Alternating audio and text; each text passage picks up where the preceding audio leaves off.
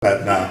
But you know, in general back then, that Wow. a lot of you probably wonder how they had shows like Casper and Space the Angels. Space Angels, or the Shmoo with the Thing, or whatever. You know, they'd always have these shows that would have two elements that you're just going, what the F is this about? Well, I finally found out years later. Joe Barbera, who was the supposedly the idea man for Hanna-Barbera. There were no idea men at Hanna-Barbera. Bill Hanna once took me aside on my birthday, put his arm around me, and I guess to give me a gift, gave me his bit of wisdom, and I'm not making this up. He said, "Kid," he goes, "don't create anything if you can steal it."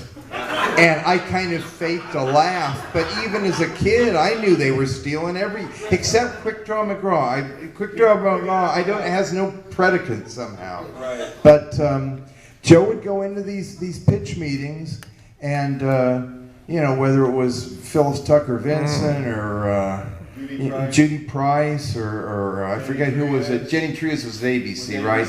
And the network executive go, "Yeah, I don't know. I like this one with the people that live on the back of this giant dog. But I also like the one about this team of robot cops in the future." "No problem." Joe would go, "I can turn that into a show." And then he'd get the hell out of the room. He told me, he said, once they say yes, you get the F out of there. And when they realize what they've committed to, you're not around to try to do any kind of renegotiation. Yeah, absolutely. I'll tell you a funny story about Bill Hanna. So Ted Anasty and Patsy Cameron are in France, and they're meeting with Peo. They're with Bill Hanna, and they're meeting with Peo in France to talk about Smurfs, the news stories for that season. And Patsy's looking. Now this is Peo's office, Peo's desk, and there's a little figurine of one of the Smurfs, and Patsy says, "Oh, I love that figurine." That's the way Patsy talked. "I love that figurine. I really love that. I want to ask Peo if I can have that figurine." Bill Hanna says, "Take it." Patsy says, "Oh no, Mr. Hanna, I can't do that. I can't take care of it." No. Bill says, "Take it. Go on, take it." And he takes his hat. Now Peo's not in the office. He takes his hat. He puts his hat down on the figure, and then he grabs his hat up and puts it in his lap. So Peo comes in, and they're having the meeting, and somewhere in the middle of the meeting, Peo says, "Oh, Patsy, you know, I have that figure I was going to give you." Where the figure? Where did the figure go? Where the figure? And Bill Hanna has to sit there and go, I think I have it here. Pulling out of his hat. That was Bill Hanna. I mean, that was the genius of Hanna-Barbera Studios. But in at least in my case, and I certainly know Floyd's, although you're a good example, you're not the only editor that ever became a writer of cartoons. Ken Spears and Joe Ruby, yes, they were the guys that kind of established that ability. Yep. In fact, I started at Ruby Spears as an editor. It was Ken Spears that got me hired. Really? Yeah, at the beginning. Really? If you probably recognize the name Ruby Spears Productions, which was kind of a rival studio, but very quickly kind of got absorbed into the stomach lining of H&B, because Ken Spears, I don't know about Joe, but Ken used to do landscaping for Bill Hanna's front lawn. Yeah. So, welcome to Hollywood, folks. You really don't need to know anything. They drop you into it, and then you could do, at least back then. Now you have to apply online, and, if you're over 40, forget it. I had Kirby take my portfolio in once. My son, he's 14. They said, "Can you sign this disclaimer?" He goes, "This isn't mine, it's my dad's." But H&B was a great place, and I got to tell you, no matter how many horror stories we tell you, those guys had true loyalty. They had their old timers. They had guys that, when we got to the studio, there were still mostly these old timers that had not only worked on the early shows that were actually good.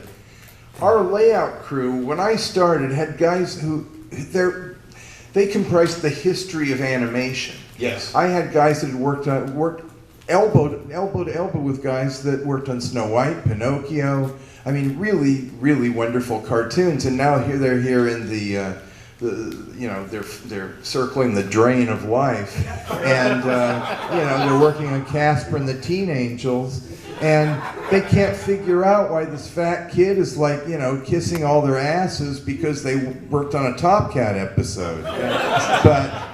But the layout department, I think, probably was the wackiest place in the studio, because we do things like have sneezing contests, or the guy that did Fred Flintstone's singing voice came in on a new series Flintstone series where he'd actually be Fred's voice, and his Fred Flintstone laugh was so shitty that because Alan Reed actually laughed like Alan Reed. Well, now Henry Corden's trying to imitate it.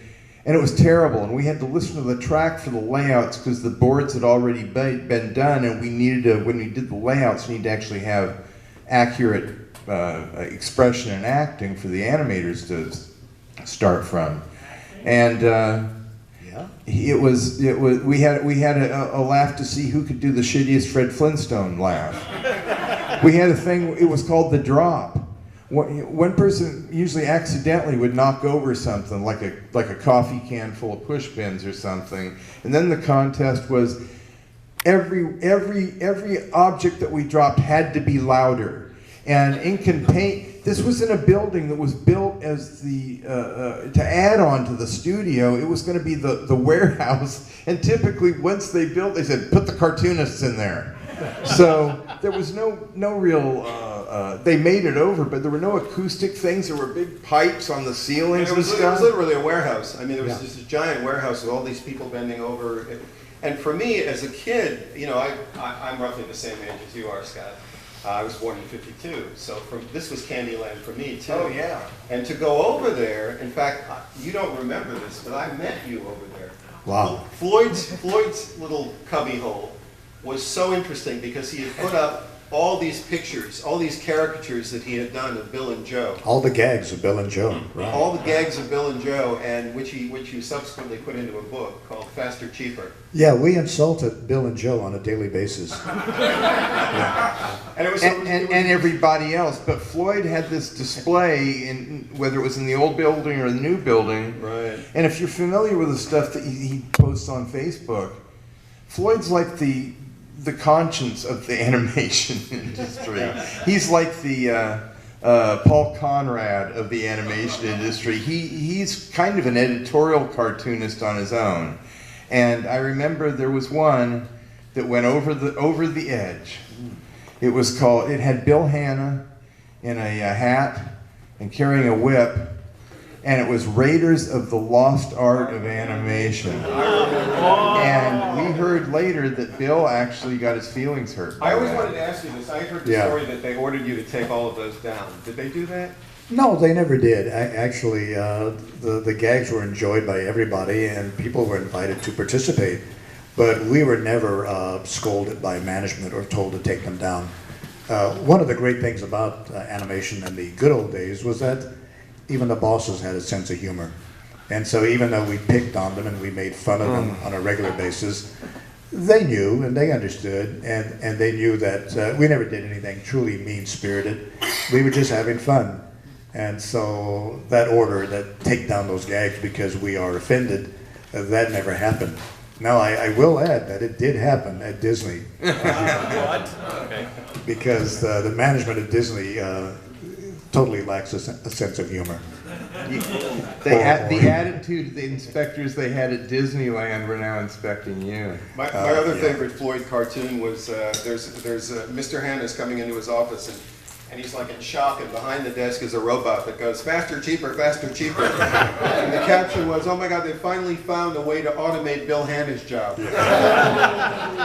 But the best thing we ever had, because I not nearly as expert as Floyd did them, but I did a lot of gags after a while too. Once I saw that he could get away from it, it's like, me too.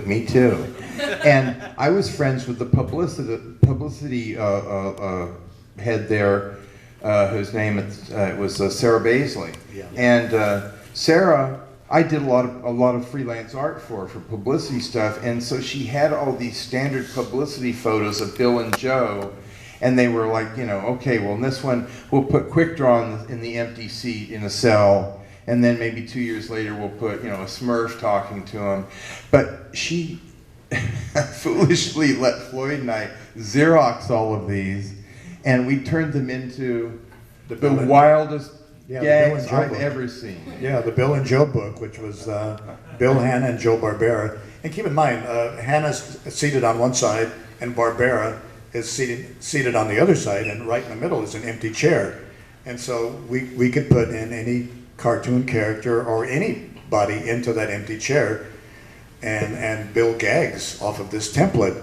And so we made this thing we called the Bill and Joe book, which was hilarious. Look, the two things at Hanna-Barbera, I just got scolded on a Facebook Hanna-Barbera page for saying too many inside things about Bill and Joe. Oh. You know, they were scoundrels, but they were lovable scoundrels. They're kind of like the Stan Lees of animation. Right. And this gag, Bill was cheap and Joe was horny. Those are the two bases of jokes. And Floyd did the greatest one. It was just a shot of Joe standing in his office in front of a window, and Floyd just drew a crack like the window had been broken, and Joe's saying, "Hey Bill, somebody found a big sack of money out in the parking lot. Bill, where are you?" But he had them interviewing a nude Playboy playmate, just you know, glued in a photo of her. Yeah, it's what Hollywood is all about. Basically, it's just sex and money. And you can take that a long way. The other thing about Joe that cracked me up, he loved the fact that he was Italian. Oh my gosh, that was just like, he felt like he was the biggest stud in Hollywood because he was an Italian. It never seemed to occur to him that animation was just like the tiniest little thing over in the corner. It wasn't even really show business. But let's face it, I mean, those Tom and Jerry's put them on the map. They could have made never made another good cartoon, and they still would have been some of the greatest cartoonists alive. You know, I think that when you get to the core of what Hanna-Barbera was all about, you have to realize these guys made some of the greatest cartoons ever made. Bill and Joe, those Tom and Jerry cartoons. I mean, sometimes they even topped Disney. And then, when MGM decided to basically stop being MGM, they were booted out. It was like, thank you very much, goodbye.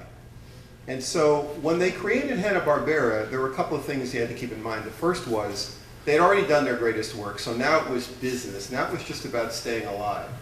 And then the second thing was, they really were very concerned in a lot of ways about keeping their fellow animators employed. You know, providing basically a sort of retirement, grazing ground for all these great animators who were now, as the studios were downsizing, were now out of work. Yeah, so it was like they could cherry pick the greatest guys. Absolutely. And their original studio was down there on La Brea opposite Playhouse Pictures. And Bill once told me that he'd see Bob Cannon, for example, who dropped off footage at Playhouse, who primarily did commercials. In fact, I did at least 100 Flintstone commercials with them with Pebble cereal.